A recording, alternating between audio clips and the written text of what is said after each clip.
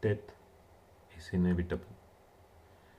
Vikas understood and digested this fact, as he had read this in many quotes and books and had seen death in front of his eyes many times when either his friends or his relatives died. He was not an agnostic too. He believed in religious sentiments a lot. Standing below the banyan tree, which was located very close to the burial grounds, Vikas was thinking about Kasim. Vikas had met Kasim for the first time when he came back to Mumbai from his Botswana assignment. Being a banker at an NGO, his job demanded frequent travel. He went for a customary visit to Botswana as a reviewer for allocation of funds. On his way back from the airport in a paid cab, when the cab stopped at a traffic signal very close to his residence, a beggar came and knocked the window of the cab and was begging for money. Vikas asked what the beggar's name was. The reply came as follows: मेरा नाम कासिम है साहब, खाने के लिए पैसा चाहिए साहब, कुछ दे दो ना. Vikas took out a 10 rupee note and was about to give it to Kasim. The traffic constable came running from behind Kasim, started hitting him with a stick. Kasim fled from the location. The signal went green. The taxi proceeded in the direction of Vikas' house. He was looking back to see what Kasim was up to. He noticed that Kasim had picked up a quarrel with the traffic policeman. Smiling to himself, Vikas signed the bill and got down from the taxi and got into his house.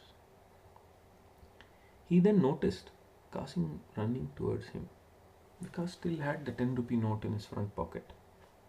He pulled it out and gave it to Kasim. In the usual gesture, Kasim thanked him with folded hands and went away. Vikas then realized someone was touching his shoulder. He turned to see, and it was Ajoy. Ajoy was his close friend and stayed in the same locality as Vikas. Ajoy and Vikas had come down to attend Kasim's funeral today.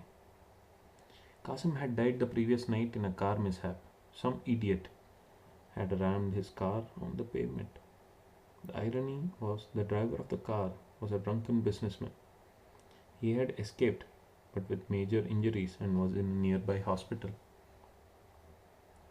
Vikas thought, why do innocent people like Kasim die because of some drunken drivers in a car in that night and lose control? What is God up to? Why doesn't he have people like Kasim? Vikas hated drunken drivers. He was not an anti-alcoholic, but his idea of drinking was in a closed environment and not disturbing others. Ajoy and Vikas left the burial ground.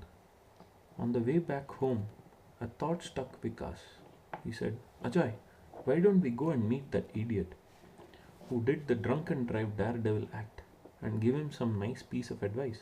You can capture this discussion and we can feature this in our next meeting with Prabhat. Prabhat was their monthly newsletter editor of the NGO. Ajoy was also interested. So Vikas and Ajoy reached the hospital. Inquiring about the incident and the ICU location, Vikas and Ajoy proceeded in the direction of the ICU. There were at least 10 people standing in front of the ICU. Vikas went and inquired about the patient and then took permission from the duty doctor to get in and have a chat with the patient. When Vikas and Ajoy entered, they saw the businessman lying in the bed with all sorts of medical equipment taped onto him. Ajoy took out his pen and writing pad and got ready for his assignment. Vikas went and sat near the patient. The guy was almost 6 feet and had a fair complexion. He opened his eyes. What he did next was confusing. He smiled back at Vikas, slowly removed the ventilator which was stopping him from the conversation. Then he spoke a few lines. Thanks for coming to see me, Saab. But I don't understand why these people standing outside are taking so much good care of a beggar like me. And the funny part is, they keep calling me Amol, but I am Kasim, as you know.